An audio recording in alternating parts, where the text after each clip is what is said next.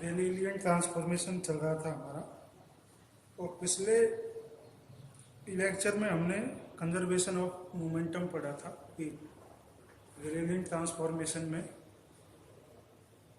संवेग संरक्षण नियम का पालन होता है। अब इसमें पढ़ेंगे हम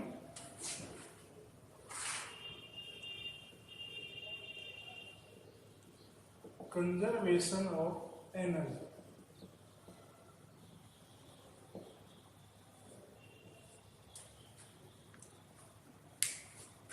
ऊर्जा संरक्षण का सिद्धांत क्या कहता है कि किसी भी भौतिक घटना में किसी सिस्टम के पहले की एनर्जी और उसके बाद की एनर्जी बराबर बनी रहती है। यही संवेग संरक्षण का नियम है कि किसी भी घटना में, जैसे कि दो कणों की टक्कर का हमने एग्जाम्पल लेकर उसको प्रूव किया था, टक्कर से पहले का संवेग और टक्कर के बाद का संवेग कैसा होता है, बराबर होता है। तो हम उसी घटना को यहाँ यूज करते हैं। तो संवेग संरक्षण का सिद्धांत के अनुसार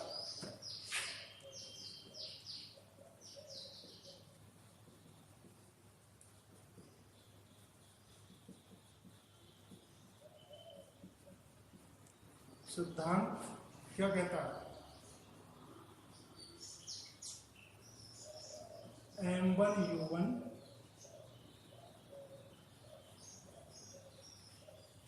plus M2U2 is equal to M1U1 B1 और M2B2 होता है। ये एस फ्रेम के लिए है जो स्टेबल है, जहां M1 और M2 दो कणों के द्रव्यमान है तथा U1 और U2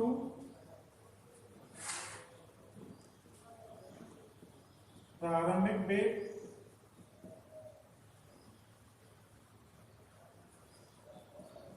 और B1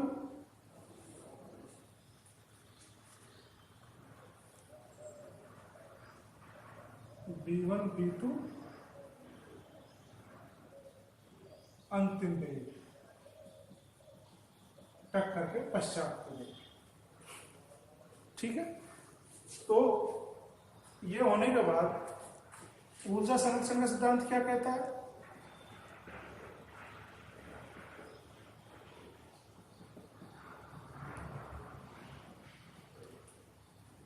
कि 1/M1U1 स्क्वायर 1/M2U2 स्क्वायर बराबर 1/M1B1 स्क्वायर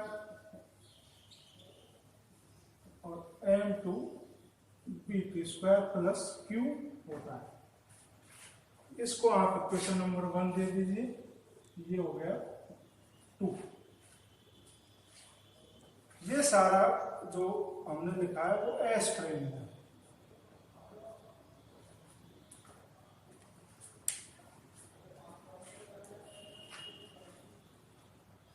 अब हमें ये देखना है कि एस डैश फ्रेम में भी ये पालन होता है या नहीं होता है। यहाँ क्यू को क्या समझना है, क्यू क्या है, ये क्यू जो है टक्कर के पश्चात दो कणों में टक्कर होगी तो कुछ एनर्जी का जो लॉस होता है, जैसे दो कणों में टक्कर हुई तो शायद साउंड हो, हीट हो, घर्षण से जो ऊष्मा उत्पन्न होती है उसके कारण एनर्जी का लॉस होता है, वो क्यू में हम उसको सेटिस्फाई करते हैं क्यू से। तो एस डैश में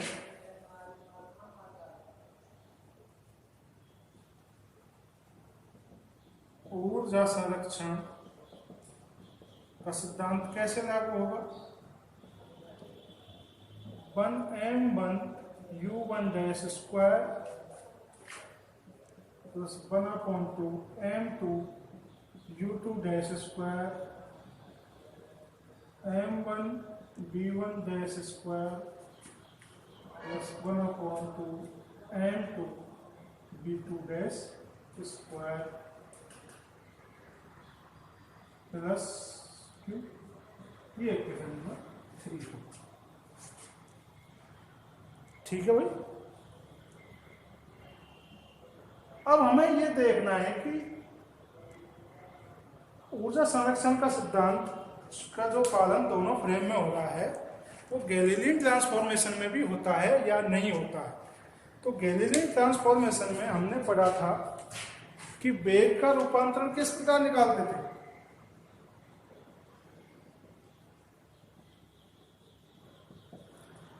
वेलोसिटी ट्रांसफॉर्मेशन, मान लीजिए हम u1 का ही मान निकालें और u1 का मान इसमें रख दें तो ये आ जाना चाहिए। u1 का मान निकालें, u1 बराबर u1 डैश प्लस b, इसी प्रकार u2 बराबर u2 डैश प्लस b,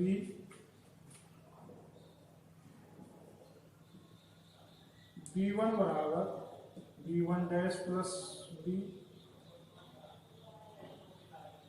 इसको कैपिटल ले लो, सारा स्मॉल हो रहा है, कैपिटल लिख लो। तथा b2 बराबर b2 डैश प्लस b। ये हमारे पास हमने पहले पिछले वीडियोस में ये पढ़ चुके हैं। तो u1 के मान यहाँ रखेंगे हम, u1 u2 u2 के, इनको किसमें रखना है, समीकरण 2। चलो रखते हैं, क्या कैलकुलेशन आती है। 1/m1 u1 dash plus b plus 1 square है, स्क्वायर तो इसका भी स्क्वायर होगा, m2 u2 dash plus b square equal to 1/2 m1 b1 dash plus b plus 1/2 m2 b2 dash plus b plus q। ये किससे आया, हमारा समीकरण 2 से।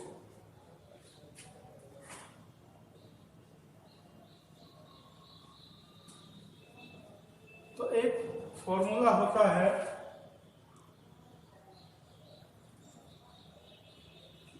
a vector plus b vector का स्क्वायर बराबर a square plus b square plus 2a vector into b vector. यही formula यहां लगेगा,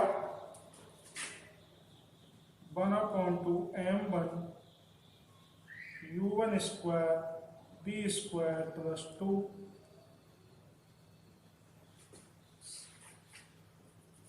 सब पे वेक्टर लगा दीजिए, सब वेक्टर राशि है।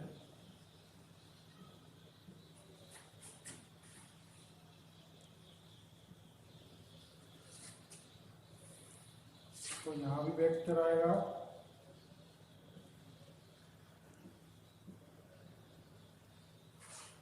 तो u1 dash b vector 1/2 m2 so ये dash u2 dash square b square plus 2u2 dash vector b dash vector 1/2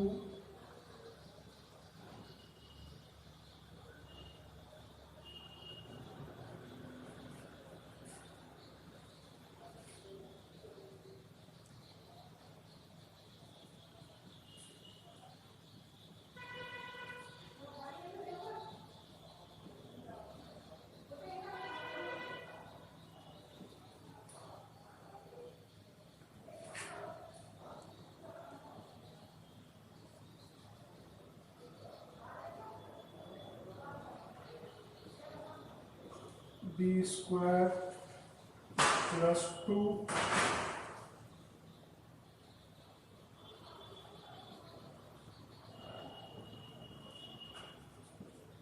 plus Q.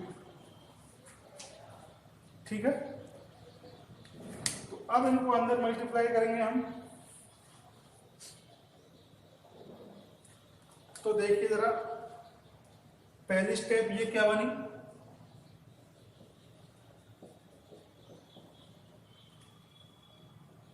One upon two M one U one dash square, ठीक है, plus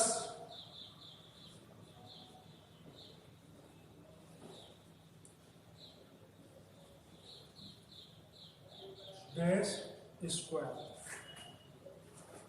one upon two M one B square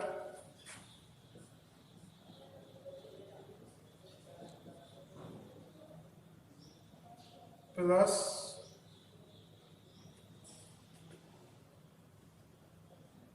one upon two, two से तो two ये cut गया, M one U one dash B one dash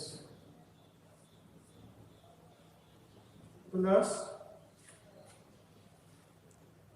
ये हमने ले लिया, ये बचा one upon two M two B square plus M two U two dash dot B vector बराबर, सिमिलरली ये डैश है, इसमें ये भी डैश है और डैश है। सिमिलरली हमारे पास आया one upon two M one B one dash square one upon two M two B two dash square plus one upon two M one B square one upon two plus M two B square plus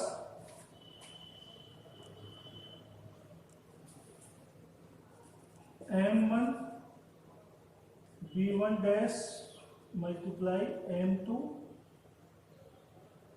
B vector plus M two B two dash B vector. ठीक है, एक बार calculation check कर लेना कहीं।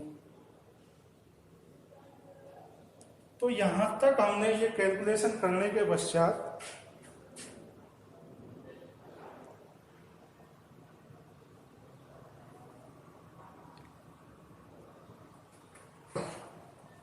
अब इसमें ये देखते हैं कि सेम साइड कौन सी है जो कैंसिल हो रही है। एक तो देखो ये वाली सेम साइड है, M one B square M one B square ये रहा, तो ये कैंसिल, इससे one upon two M two B square one upon two M two B square ये कैंसिल हो गया।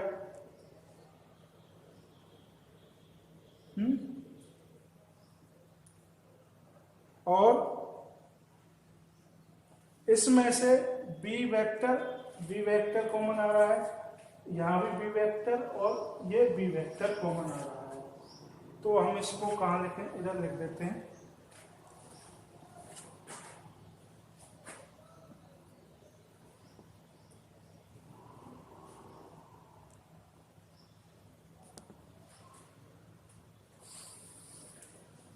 यहां करते हैं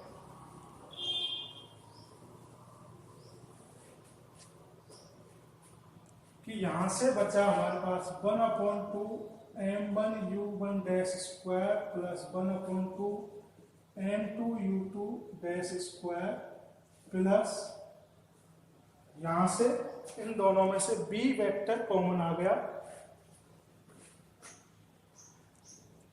बी वेक्टर कॉमन आ गया, M one U one dash plus M two U two dash, ये हो गया कंप्लीट ये वाली लेफ्ट हैंड साइड, ये दोनों आ गई। और ये दोनों कैंसिल हो गए, तो इसमें से बी वेक्टर दोनों में से कॉमन आ गया और ये दोनों अंदर मल्टीप्लाई हो गए। इसी प्रकार इधर देखते हैं, इधर क्या बचेगा, 1/2 m1 v1 dash square 1/2 m2 v2 dash square plus B vector m1 v1 vector plus m2 v2 vector. ठीक है, प्लस क्यू याद रह गया था, प्लस क्यू। तो अब इसमें देखिए इक्वेशन नंबर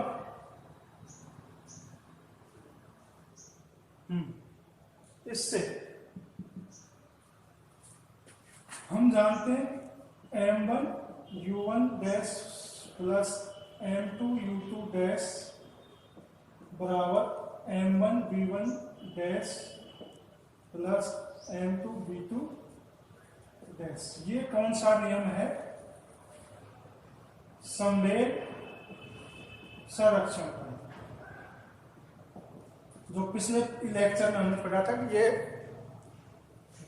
दोनों फ्रेम में वैलिड रहता है। तो ये वाला पोर्शन ये दोनों टर्म कैसे हुई बराबर, तो ये एक दूसरे से क्या होगी, कैंसिल हो जाएगी ये दोनों। तो हमारे पास क्या बचेगा, 1m1 u1 dash square 1/2 m2 u2 dash square बराबर 1/2 m1 v1 dash square 1/2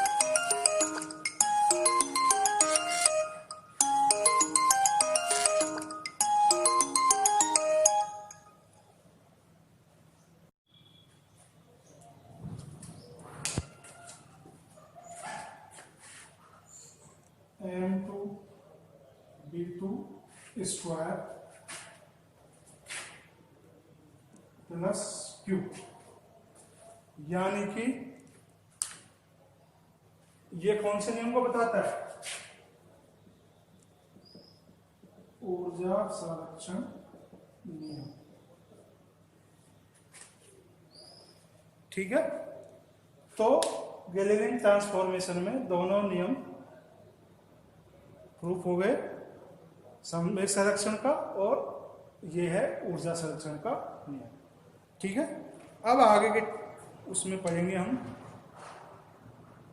Newton relativity.